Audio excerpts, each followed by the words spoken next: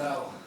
v mojem imenu in imenu celotne ekipe, ki pripravljamo že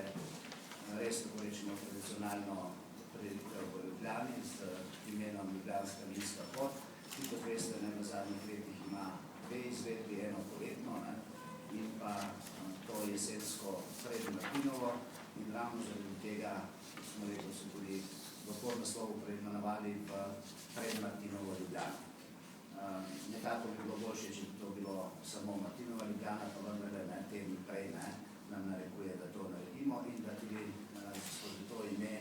na nek način napovemo vrsto in serijo praznovanj v Sloveniji, ki so posvečena tem prazniku martinovanju. In tudi osnovni namen prireditve je pred pričetkom teh praznovanj, pred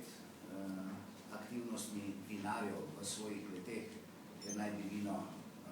že dozorelo v mlado vino, tudi iz mošta, da imajo prvi priložnost se predstaviti v Ljubljani, Ljubljančanom, velikim številom turistov, ki v tem trenutku obiskujejo Ljubljano, in seveda vse, ki bodo se sprehodili in zaužili dobrote v okviru Ljubljanske vinske poti, povabiti k sebi domov v svoje okolje na tisto pravo domače martinovanje v kleteh, ki ga prirejajo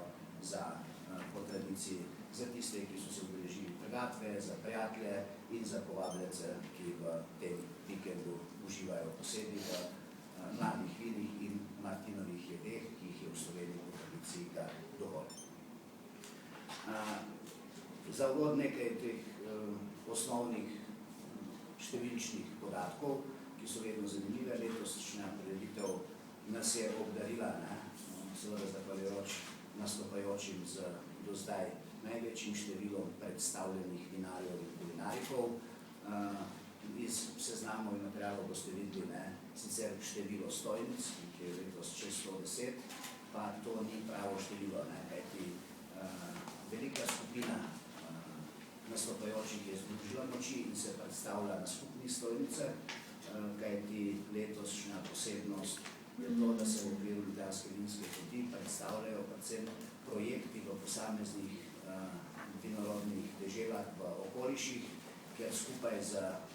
lokalnimi turističnimi organizacijami in drugimi dejavniki želijo predstaviti te projekte, ki so v osnovi namenjeni promociji vina in kulinarike v posameznem okolju, zato bo na posameznih stojnicah prišlo do večjega števila predstavljenih ponudnikov. Nekje, mislim, da je okoli 125 potem teh predstavljenih ponudnikov. Ker se kot organizatorji zavedamo, da vsako prireditev moramo ponuditi nekaj novega, nekaj zanimivejšega, smo se odločili letos za nekje 2-3 vmesna dogodka, ki bodo ne samo popestrili prireditev, ampak pričeli spet z nekimi manjšimi projekti, ki se morda razvijajo tudi v samostojnih projektih. Posebno mesto smo namenili projektu Županska vina v Ljubljani, in sicer v dogovoru z županom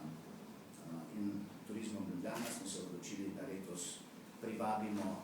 na prireditev vse občine, ki imajo svoje projekte izbore županovega vina. Teh zaenkrat ni prav veliko, pa vendarle, ki jih je v Sloveniji 11, in se bodo ta županska vina, ki jih imajo v pravih okoljih, posebej predstavila v atriju mestne hiše v času prireditve, in sicer med 10. in 14. uro. K tem projektom je ljubljanski župan prišel na odlično idejo, da bi v tej priložnosti tudi Ljubljana dobila nek izbor svojega vina. Zato smo se nekako skupaj z njim in njegovim kabinetom odločili, da letos izpeljemo projekt izbor vina Ljubljanske vinske poti po izboru župana mestne občine Ljubljana, in te aktivnosti smo že izpeljali in predvčerajšnjim skupaj z županom smo izbrali 3 vina iz vsake vinorodne dežele po eno, ki bodo na tej prireditvi nosila nekako naziv vina po izboru župana mestne občine Ljubljana, in ta vina bodo tudi predstavljena v okviru projekta Županska vina v mestni hiši. Ljudno vabljeni tudi, da skupaj ta projekt začnemo promovirati, kajti želja nam je, da v perspektivi iz tega naredimo nekoliko širši projekt, da ne samo povabimo slovenske občine, da predstavljajo svoje projekte, ampak da ga razširimo tudi mednarodno okolje in da začnemo vabiti tudi partnerska mesta iz tujine, ki so na nek način vključena v projekte promocije vina in vinarike in jih pritegnemo v Ljubljano in s tem omogočimo tudi Ljubljani in Sloveniji dodatni izhodni kanal za promocijo premij donatorjev v tujini. Celotna zadeva se je vedno začela pred mestno hišo in sicer z krajšo otvoritveno slovesnostjo in že nekako tradicija je, da v tej jesenski izvedbi uprizorimo z posameznimi kulturno-umetniškimi skupinami tudi to tradicijo krsta mošta v vino, ker pa ta izraz ni nekako najbolj nam pošel pod zavest, smo se raje odločili za izraz, da je ta selska uprizoritev pozdrav mlademu vinu in tudi letos bomo to izvedli. Kot uvodni dogodek smo pobrskali malenkost